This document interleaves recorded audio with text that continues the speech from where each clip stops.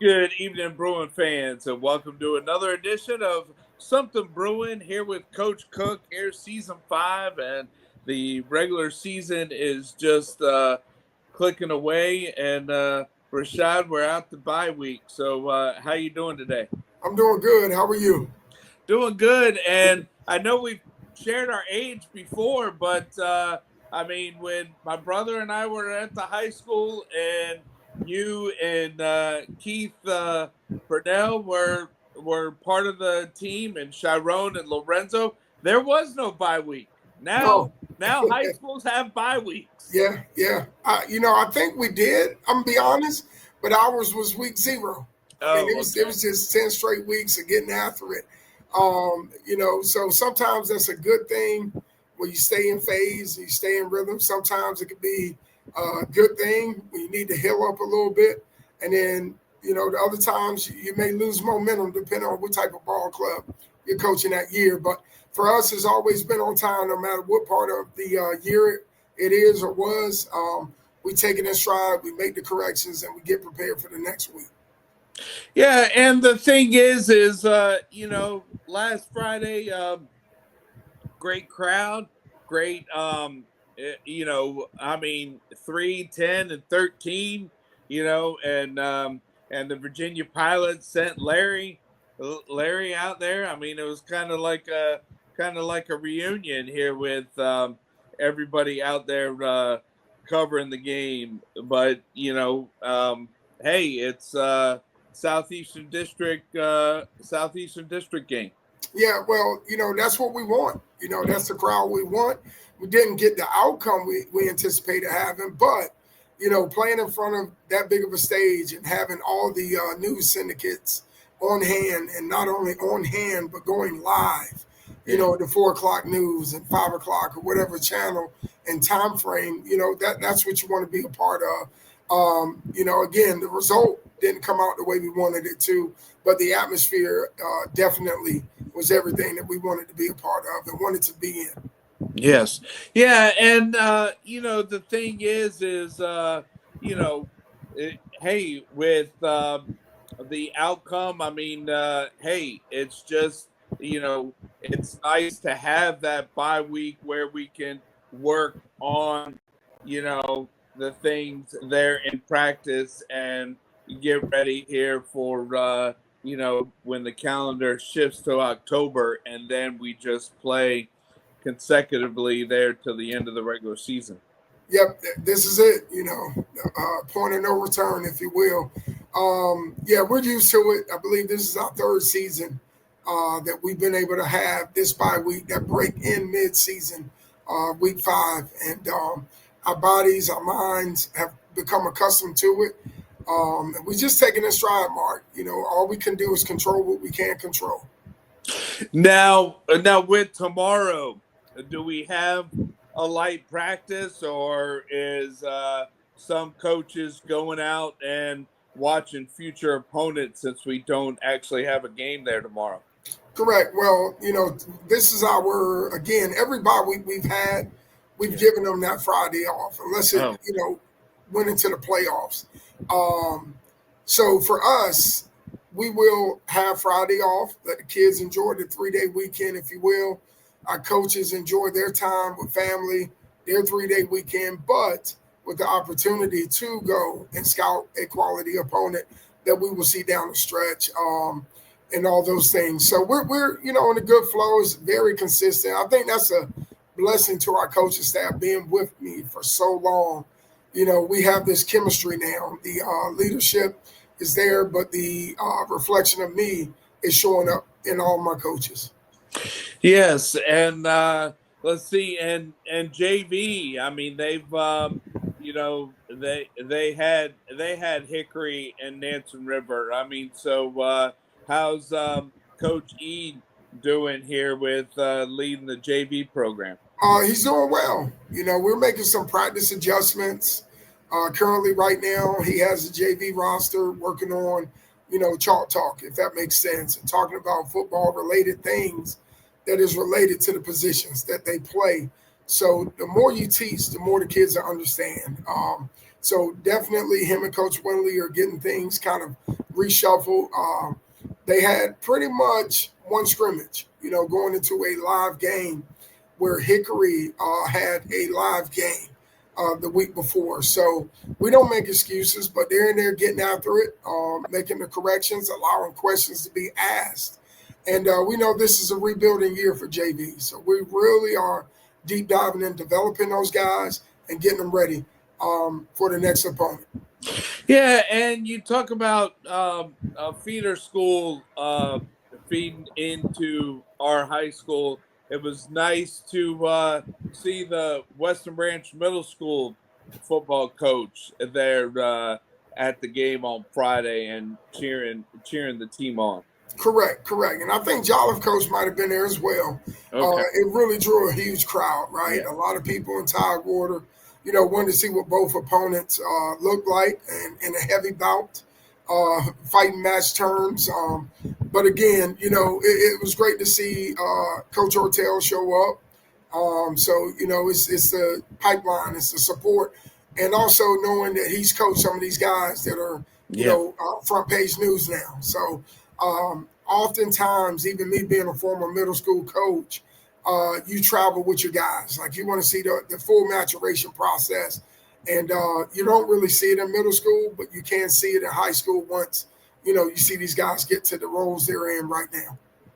Yes, and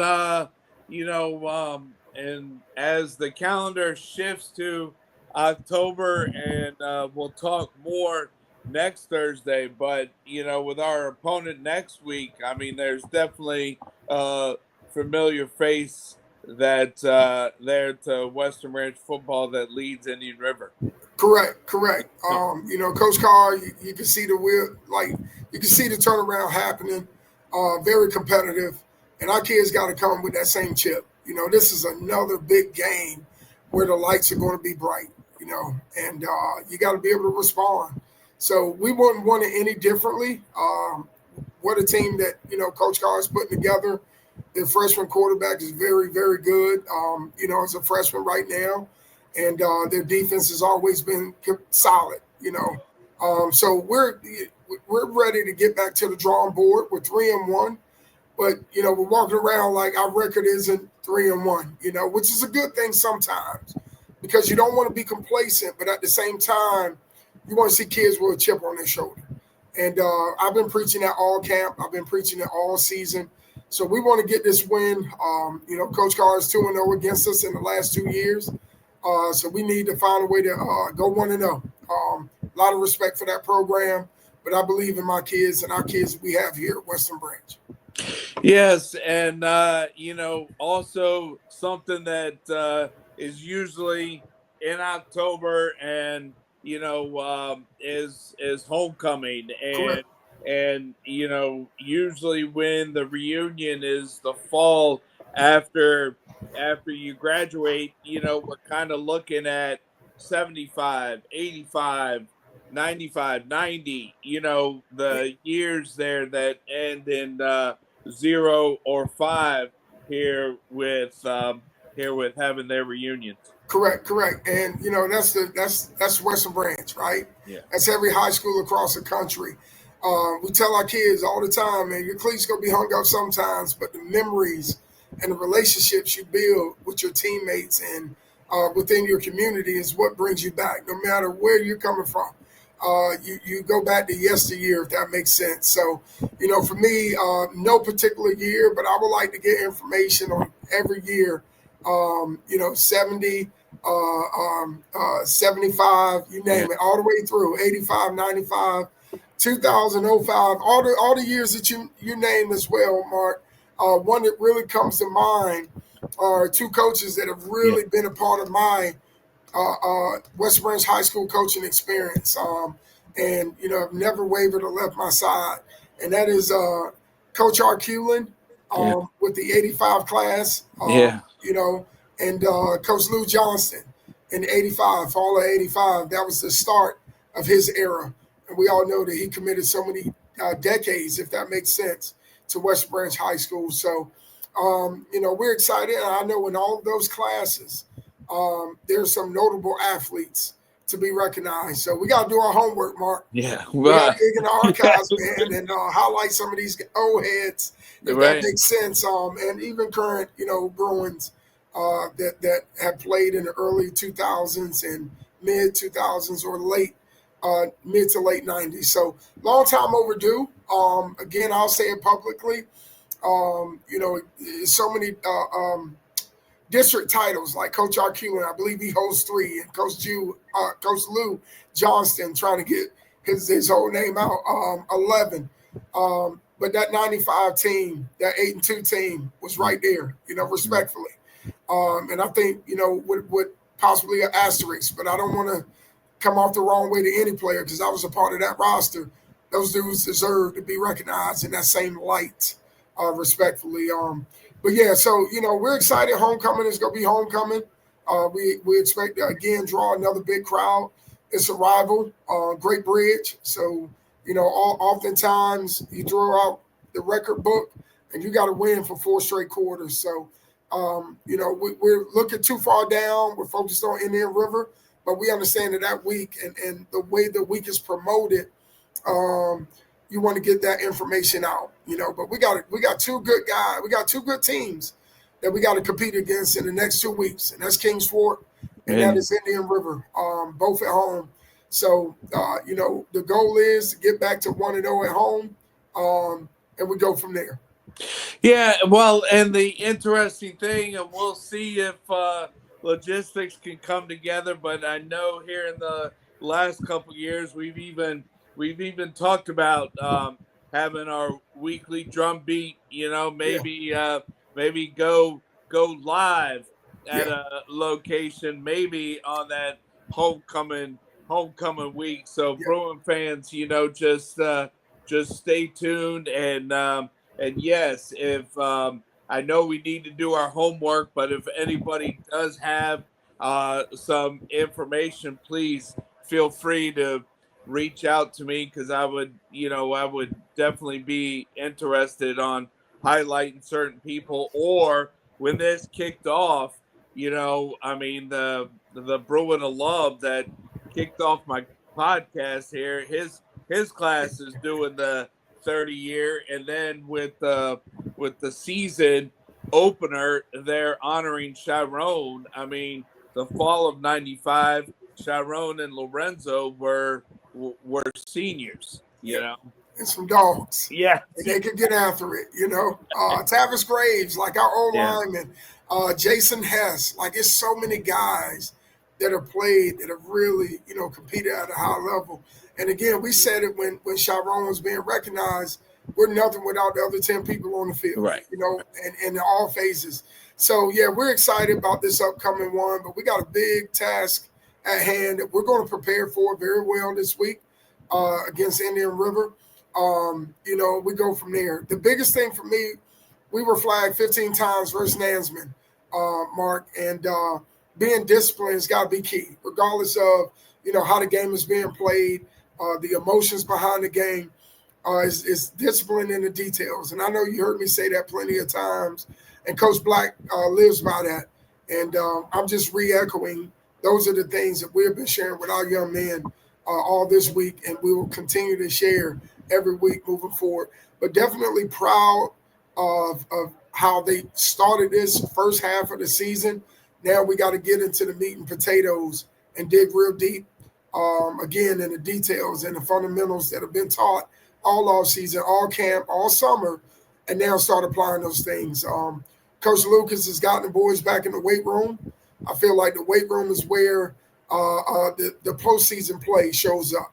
The guys that really committed themselves, maintained their bodies, and done all the little things right. So, definitely, just excited where we are. Love the guys that we get to coach, the young men that compete, and we just want to keep this going. Yeah, I mean the thing is with this bye, I mean we had 2 non-conference games, then we had 2 district games, a bye, and then come the first Friday in October, then it's nothing but district opponents there, and and just playing for 6 straight weeks. Yes, and every game is a rivalry game. Right. It's insane. It's the Yeah. Southeastern District for you. But yes, so and that speaks volume about the parity of the league too, right? It's not no longer lopsided, if you will. Every team has a good team. Now it matters who shows up on that Thursday or Friday night. So definitely excited about where we are, Mark. And again, this is our final day of our bye week practice. Allowing guys to get on campus, allowing guys to get just some family time, and then allowing our staff to do the same, or allowing them to and players go and scout another opponent, or at least go watch football with another with a teammate, or just going to take in another game. Yeah. Yes. And I mean, and the thing is this might be uh, a good week to have a bye, because I don't think the weather report is looking good there tomorrow or into the weekend. Right. Well, tomorrow I'm not worried about. It's going into the 4 week stretch, a Right. 4 day stretch of rain, if you will. Right. Yeah, this was a good week to be able to kind of be flexed, if that makes sense, versus just boxed in, can't get out, can't do anything, so on and so forth. We were able to get the guys out, do some tempo runs, stretch them real good, just kind of let their bodies come to balance. And again, I trust our strength and conditioning coordinator, Coach Lucas, in what's best for our boys where we currently are. So yes, and obviously we go into next week with Mother Nature, and we should have potential rain Monday and Tuesday, but we'll make it work how it does. We'll be prepared as we need to, and we'll go from there. Yes. Well, Rashad, I mean, we're here at a bye week. It's always good there on social media, or turning on the TV there on Saturday, or definitely streaming and seeing Bruin alums take the field there on Saturdays. Yes, absolutely, absolutely. So we love Bruin Nation. We thank them. Regardless of the outcome, the support was there. And we appreciate you, Mark, for putting this platform on and allowing us to continue to share our story. As I said, a lot of people will not realize what you and I have been blessed to do until years from now, when this is still a part of YouTube. And, they're able to sit down with their loved ones, these student athletes and families, and see teammates and coaches be highlighted, our school community, and so on and so forth. So without you, this wouldn't be possible. Again, our job is to come to balance and put a good product on the field, compete at a high level. And that's something we're going to push our guys. That's something I'm going to push my staff to do moving forward. Well, and this is spur of the moment, and Bruin fans, I'll be honest with you, Rashad and I, we might share topics, but I'm here to tell you, we don't have a script, Yeah. and we've brought Mike Sharp up before, class of '93, but also somebody between you and I, and it's where I first heard of Desmond. I mean, our hearts definitely go out to the Vincent family Yep. here with D-Ron and Tracy's Yep. dad recently passing away. But, you talk about a small world. I mean, I definitely, with following D-Ron's son there when he was a freshman or sophomore, and I saw your oldest on the team that came down to Yes. play Oscar Smith. Yep. You know, Definitely a beautiful family, 100%. right. And hey, D-Ron's the one that said, Rags, whatever you have to do, you got to get to the Bruin Auditorium to see my boy, take the reins of Western Branch football. Yep. Awesome. And his son Mike was a heck of an athlete too, right? Right. Just beautiful family. Their daughter, you name it.